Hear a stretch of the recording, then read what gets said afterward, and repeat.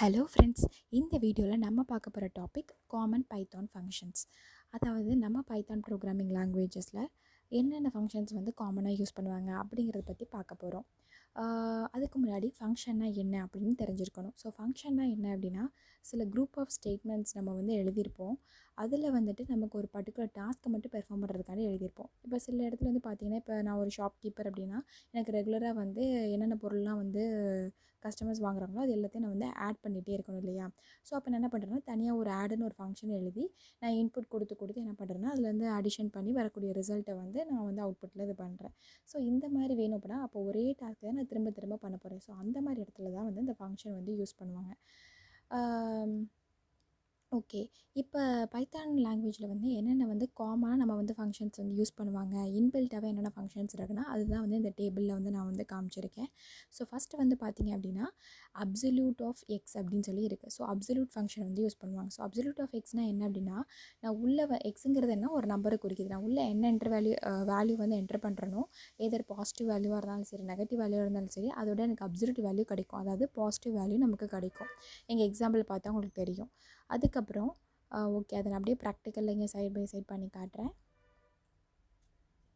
Okay, இப்போ நான் என்ன பண்ணுறேன்னா, அப்சல்யூட் ஆஃப் டேரெக்டாகவே என்ன பண்ணிக்கலாம்னா உள்ளே வந்து வேல்யூ என்ட்ரு பண்ணிக்கலாம்.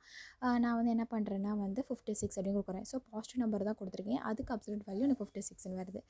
இப்போ நான் என்ன பண்ணுறேன்னா, அப்சல்யூட் ஆஃப் -56 கொடுக்குறேன். ஸோ இப்போ நான் நெகட்டிவ் வேல்யூ கொடுக்குறேன். அப்போ எனக்கு என்ன வருதுன்னா +56 தான் வருது. ஸோ நீங்கள் உள்ளே வந்து என்ன வேல்யூ கொடுக்குறோம் அதோட அப்சல்யூட் வேல்யூ வந்து நமக்கு வந்து கொடுக்கும். கிட்டத்தட்ட மாடுலஸ் வேல்யூ அந்த மாதிரி. ஓகே, நெக்ஸ்ட் என்ன ஃபங்க்ஷன் வந்து இருக்குதுன்னு பார்த்தீங்கன்னா மேக்ஸிமம். ஸோ மேக்ஸிமம் நீங்கள் உள்ளே வந்து எத்தனை நம்பர்ஸ் வேணால் கொடுத்துக்கலாம், கமா மூலிமா செப்பரேட் பண்ணி. ஸோ அந்த கொடுத்துருக்க லிஸ்ட் ஆஃப் வேல்யூஸ் நீங்கள் கொடுத்துருப்பீங்களா, அதிலே என்ன நம்பர் மேக்ஸிமமோ அந்த வேல்யூவை எனக்கு ரிட்டன் பண்ணும். ஸோ மற்ற ப்ரோக்ராமிங் லாங்குவேஜில் நீங்கள் லேர்ன் பண்ணியிருந்தால் உங்களுக்கு தெரியும். இந்த மாதிரி நீங்கள் மேக்ஸிமம் இல்லை மினிமம் கண்டுபிடிக்கணும் அப்படின்னா தனியாக நீங்கள் உட்காந்து கோட் எழுதணும். ஸோ எத்தனை நம்பர்ஸ் வாங்குறாங்களோ அதுக்கு ஏற்றப்பில் மேக்ஸிமம் கண்டுபிடிக்கிற மினிமம் கண்டுபிடிக்கிறதுக்கு கோட் எழுதுவீங்க.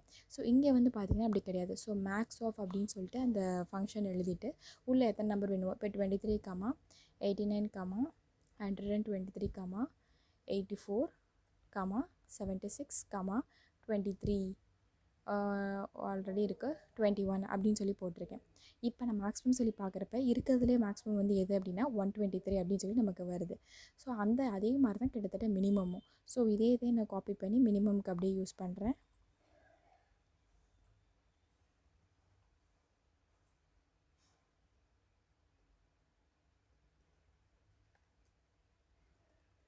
ஸோ மினிமம் ஆஃப் இதே வேல்யூஸ்க்கு நான் வந்து போடுறேன். ஸோ ஆன்சர் வந்து பார்த்திங்கன்னா 21ன்னு கரெக்டாக வருது. ஸோ நீங்கள் எத்தனை வேல்யூஸ் கொடுத்தாலும் அதில் கூடிய மேக்ஸிமம் கண்டுபிடிக்கணும் அப்படின்னா நீங்கள் மேக்ஸ் ஃபங்க்ஷன் யூஸ் பண்ணிக்கலாம். அதே மாதிரி எத்தனை வேல்யூஸ் கொடுத்தாலும் நீங்கள் மினிமம் வேல்யூ கண்டுபிடிக்கணும்னா இந்த மினிமம் ஃபங்க்ஷன் நீங்கள் யூஸ் பண்ணிக்கலாம். ஓகே, நெக்ஸ்ட் என்னென்னா வந்து பவர் கண்டுபிடிக்கிறதுக்கு ஒரு ஃபங்க்ஷன் இருக்குது. நம்ம முன்னாடி வந்து பார்த்தோம்ல எக்ஸ்பொனன்ஷியேஷன் அப்படின்னு சொல்லிட்டு 2 ஸ்டார் போடுவோம் இல்லையா, அந்த மாதிரி இங்கே பவர் நமக்கு தனியாகவே ஃபங்க்ஷன் இருக்குது. ஸோ பவர் ஆஃப் ஏ அப்படின்னு கொடுக்கணும். ஸோ இப்போ வந்து எனக்கு வந்து 2^3 வேணும் அப்படின்னா, ஸோ நான் என்ன பண்ணுறேன்னா பவர் ஆஃப் 2, 3 அப்படின்னு கொடுக்குறேன். அப்போ 2^3 வந்து எனக்கு என்ன வரும்னா 8 அப்படின்னு சொல்லி வரும்.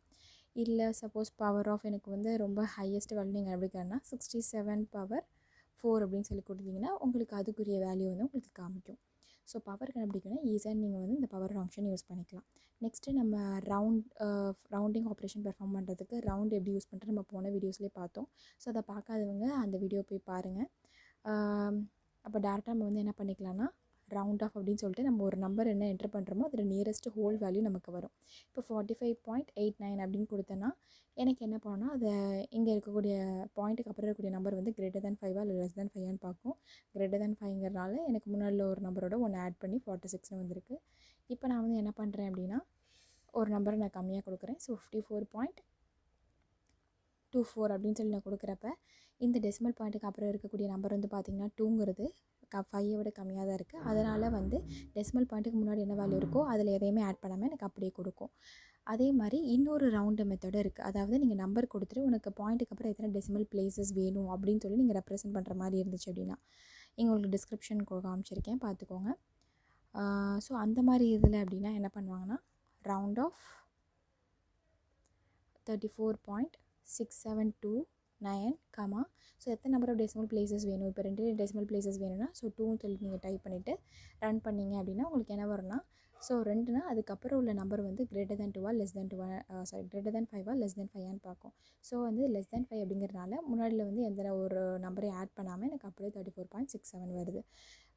இதே சப்போஸ் வந்து நான் இதே நம்பரில் என்ன பண்ணுறேன்னா 34.6789 கொடுக்குறேன், கமா 2 அப்படின்னு. அப்போ எனக்கு 2 டெசிமல் பிளேசஸ் தான் வேணும்.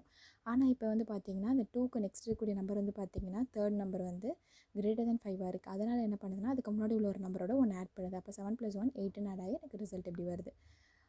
இந்த ரவுண்டிங் ஆப்ரேஷன் எக்ஸ்ப்ளனேஷன் நம்ம இன்னொரு வீடியோவில் கொடுத்துருப்போம், அதை பார்த்துக்கோங்க. ஸோ இதான் வந்து பார்த்திங்கன்னா நம்ம காமனாக யூஸ் பண்ணக்கூடிய பைத்தான் ஃபங்க்ஷன்ஸ். நெக்ஸ்ட் வீடியோவில் நம்ம மேத்தமெட்டிக்கல் ஃபங்க்ஷன்ஸ் பற்றி பார்க்க போகிறோம். ஸோ அந்த வீடியோவை பார்க்குறதுக்கு முன்னாடி நம்ம சேனல் இது வரைக்கும் சப்ஸ்கிரைப் பண்ணாதவங்க கீழே சப்ஸ்கிரைப் பட்டன் இருக்கும், அதை மறக்காமல் கிளிக் பண்ணுங்கள். அப்படியே பக்கத்தில் பெல் நோட்டிஃபிகேஷன் ஐக்கான் இருக்கும், அதையும் கிளிக் பண்ணுங்கள். அப்போ தான் உங்களுக்கு நோட்டிஃபிகேஷன்ஸ் காட்டும் நான் வீடியோஸ் அப்லோட் பண்ணுறப்ப. So please subscribe and share to your friends.